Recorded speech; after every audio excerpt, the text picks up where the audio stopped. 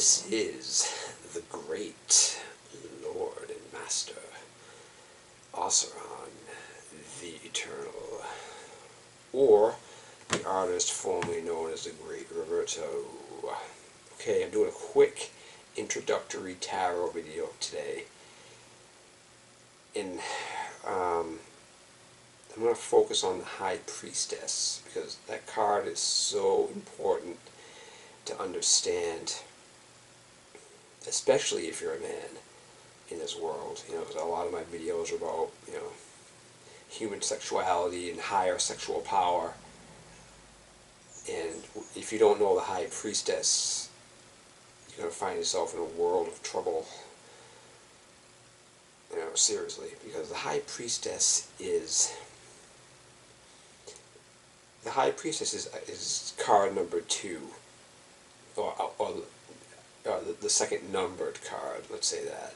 It's A2 number 2. It really goes, the Fool is card 0, and then card number 1 is the Magician, or the Magus, and card number 2, which is the third card, is the High Priestess. And the High Priestess is the quintessence of the nature of femininity.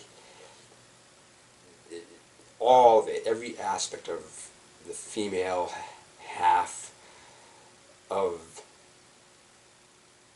existence is encapsulated by the High Priestess in every fucking way.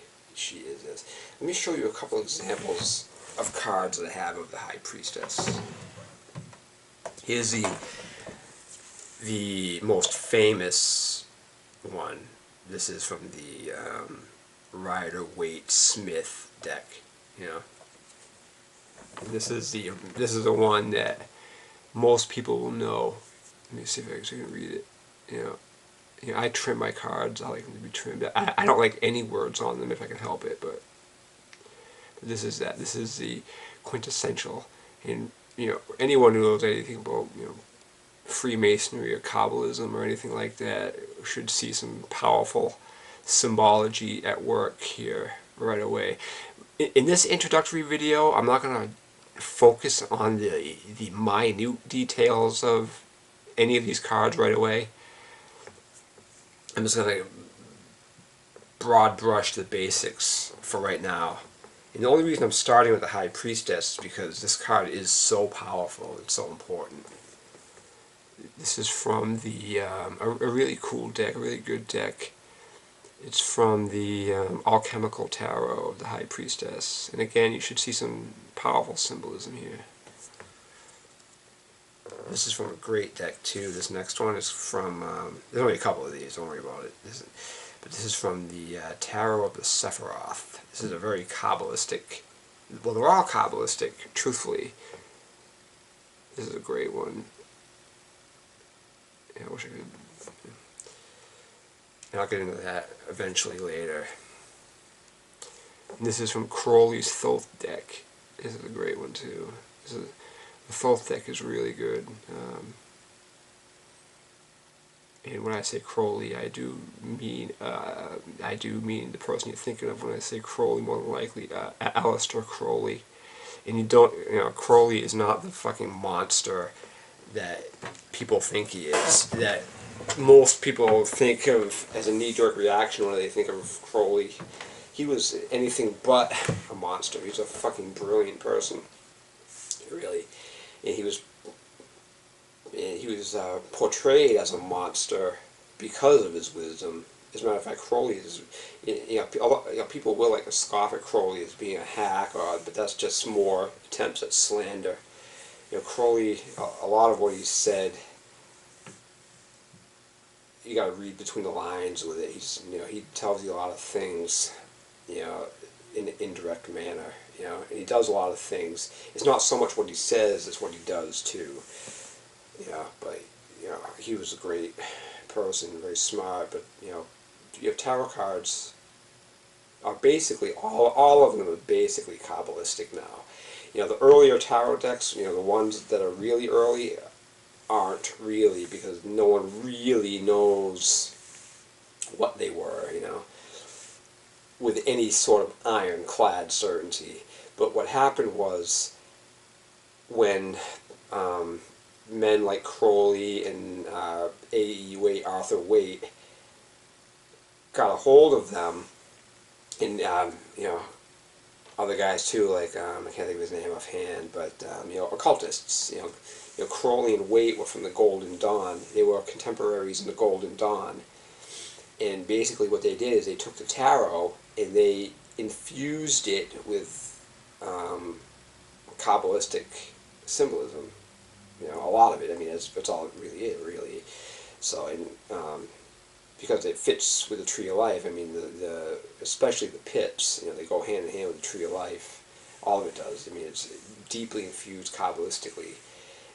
But the tarot wasn't necessarily originally like that. It depends who you ask. But originally, no one really knows what they were. I mean, no one can say for certain. But it wasn't until they got their hands on them that they really ramped up the symbolism with it. But again, this is just, I'll do my more in-depth explanations of the entirety of the tarot later. I want to focus on the High Priestess right now, because that card, as I said, is a quintessence of feminine energy. And the God that, really truthfully, the unknowable God that people pray to, they always refer to it as Holy Father or a man. Well, that is really that God, the unknowable God that you're praying to is Isis. It's a woman. It's the feminine aspect of being. That's why you're praying to the unknown and the unknowable. The High Priestess is the unmanifest. The High Priestess is all possibility. The High Priestess is everything that could be but isn't yet. And it takes the spark of the phallus, the spark of the Father, to give it life, to give it specific shape. Let me say that, because it's already alive, but it's up to you with your intent as the magician, the magus, to give the spark of life to the unmanifest with your intentions. And the High Priestess represents the unmanifest. This card will come up a lot, or it'll be described as intuitive. A card for intuition, especially if you're asking about love and shit like that. A lot of times it'll come up during that, and basically, the game of love, as everybody knows, is a game of intuition, a game of feelings. You got, what I mean? It's a game of a lot of things, but to even have a hope of navigating the maelstrom that can be the game of love, the war, the battlefield of love, you gotta use your intuitions. You gotta be able to read the matrix. And the idea of the High Priestess is exactly that. It's like the unknowable and unmanifest will always give you clues as to what you should do with subtlety. It'll never come out and just say, do this. It'll give you clues. It'll give you little things that you got to keep your eyes open to see. Just like your woman. The High Priestess, if you look at your girlfriend, or your wife, or your lover, or whatever she is, your sister, whatever, any woman, your mother, fucking whatever, daughter, any woman is going to the aspect that makes her a feminine woman is going to be unknowable. It's not going to be, decisive. She's not going to, her feminine aspect is going to be elusive. It's going to be mysterious. It's going to be unknowable. It's going to be frustrating. And this is how it has to be. And even within you as a man, your own feminine aspects, once you learn how to attune to them, are the same thing. You're never going to know for sure when it comes to the High Priestess or the feminine aspect of being at all.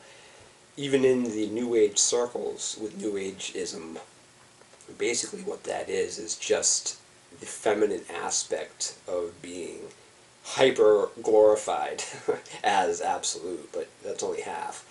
And the High Priestess is a representation of that. But the unknowable God, yeah, the unknowable God you pray to is really a woman. And then at some point along the way in patriarchal religion, they said, what, we can't have that, we got to make it a man. But the Father and the Son and the Holy Ghost, well, the Holy Ghost is really the feminine. They couldn't call it that because they're anti-woman. Basically, a lot of what happened in the world of humanity and religions has been an outright fucking attack on the feminine.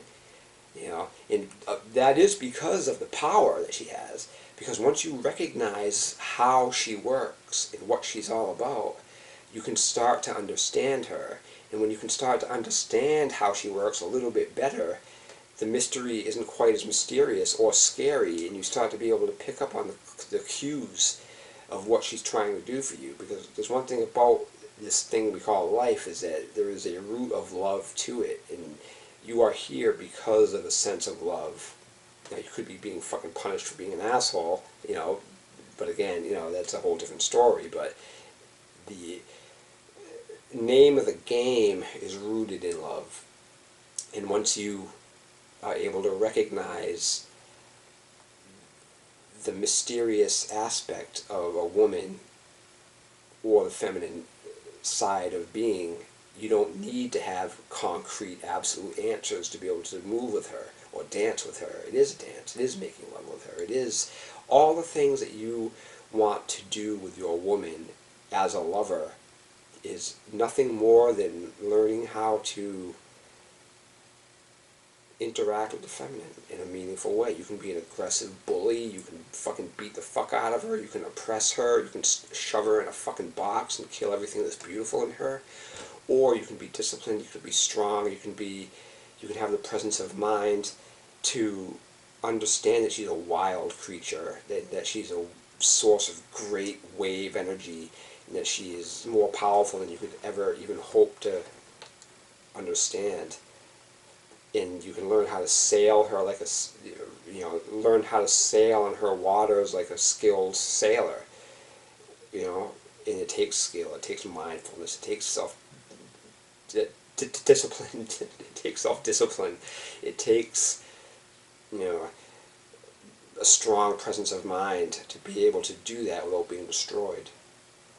You know, it's just like a woman. I mean, you've heard the analogy that a woman takes whatever you gives her and amplifies it, and then gives it back to you. Well, it's the same thing with that. You know, your thoughts, your intents, your actions, your way of appreciating her determines what she gives back to you. You know, so if you're a man and you find yourself always calling your girlfriend or, you know, the fucking women in your life, if you're always, you know, referring to them as bitches or fucking nags or fucking whores or fucking whatever, you know, derogatory term that you can think of to describe a woman, then the problem isn't the woman, the problem is you. Because, you know, she wouldn't be doing that if you had your shit together as a man and able to understand what she needs from you. And she needs strength from you, she needs courage from you, she needs understanding from you, she needs all these things from her, and she needs you to appreciate her beautiful gifts. You know, that's one of the hugest, that's one of the biggest fucking things. What's one of the fastest ways to have a woman go from being a beautiful, sweet creature to being a raging, fucking storm of destruction? Don't appreciate her. You know, take her for granted, neglect her, forget it. You know, she'll turn on you and fucking rip the shit out of you. So, I mean, you know, in this case, you really got to understand what you're dealing with, and this is the High Priestess. You know, the High Priestess and what you're getting, or how you're interacting with her, is a direct reflection of your skill, understanding, wisdom, courage, bravery, all of it. I mean, no one's saying you have to be perfect. No one says that you have to do everything right, but you have to at least be mindful with her, or she'll destroy you. You know, really, and that's what it's all about. It's the great mystery. It's the feminine aspect of nature. It's the waters of Nuit. It is the unknowable. It is the gateway to the great unknown. She is the unmanifest. She's all possibility. She is the waiting vessel for the spark of your intent, the spark of your mind. You know, and that is the High Priestess. I'm going to keep this short. Eventually I want to, make more detailed videos about these, and eventually get pictures in the video frame. I want to really do a good job with this eventually. This is just an introductory to it, and because the High Priestess has been something that I've been thinking about a lot lately, because it is so important. And truthfully, a lot of my trips have been dealing with the feminine aspect of being. A lot of my trips, I interact with this feminine mystery on a much deeper level, and there's always love there. She loves you unconditionally, unconditionally, like a mother loves her child. So whatever is being done to you in this life isn't because she doesn't love you. It's because of your skill and your the masculine aspect of your being, and how you're interacting with the matrix of life. So this is the High Priestess.